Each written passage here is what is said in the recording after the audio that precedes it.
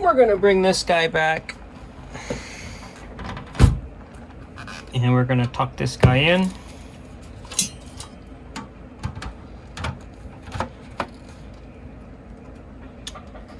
And carefully take 3 of the shorter truss head screws.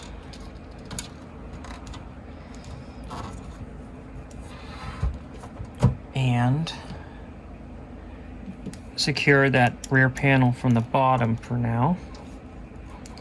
You don't have to torque these all the way at this point. There's a little bit of play to allow the enclosure to get squared up perfectly, leaving a little bit of room for inaccuracy in the metalwork.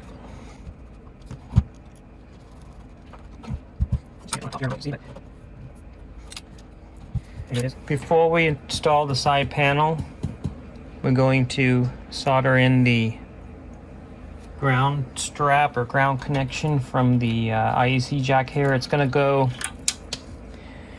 like this and around like this, something like that. Make sure you use a high temperature heat shrink on there. So I'm going to cut this piece. I'm going to do this off camera and then come back. Get that heat shrink on there. And I will go solder this and then install the heat shrink. You could use a 187 fast on quick connect terminal here if you wanted to. I kind of like to direct solder it just for the best connection, because this will never need to be removed. If you needed to remove this panel from the bottom, you could just remove the nut here. So I like to solder that. But if you did want to use a 187 like we'll be doing in a little bit, you could crimp that on.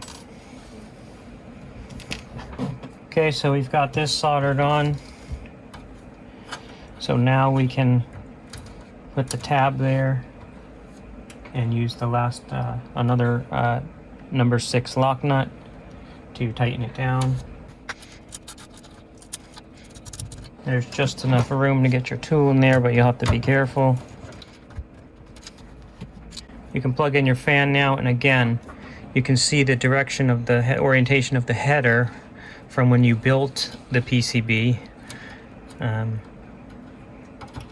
Once you attach it, again, you want yellow for the tack, red plus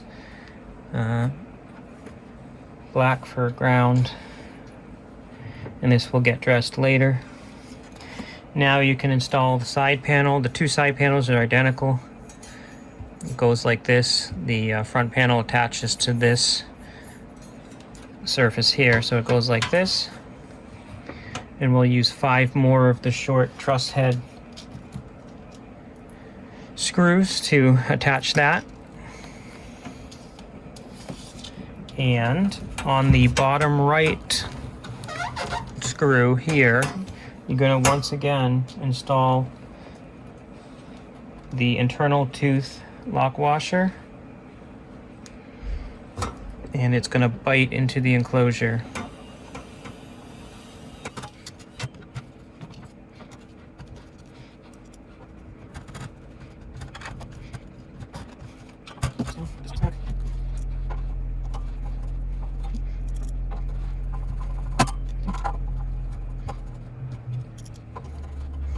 You might want to put the 4 rubber feet on now, since we're continually putting the unit on the ground. Depending on the surface you're working on, you might not want to lie the unit on top of all the screw heads. Okay, so there we are. So the chassis ground, or the safety ground, the reason for it is for safety and so that the unit meets EMI.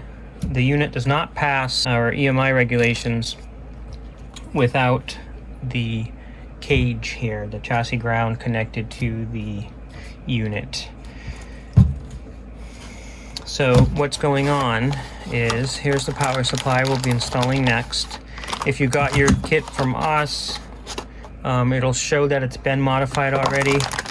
the power supply needs to be modified before it's used because it bumps up all the voltages from, you know, plus or minus 15 to higher, more like plus or minus 18.5 and plus 6.5 instead of plus 5.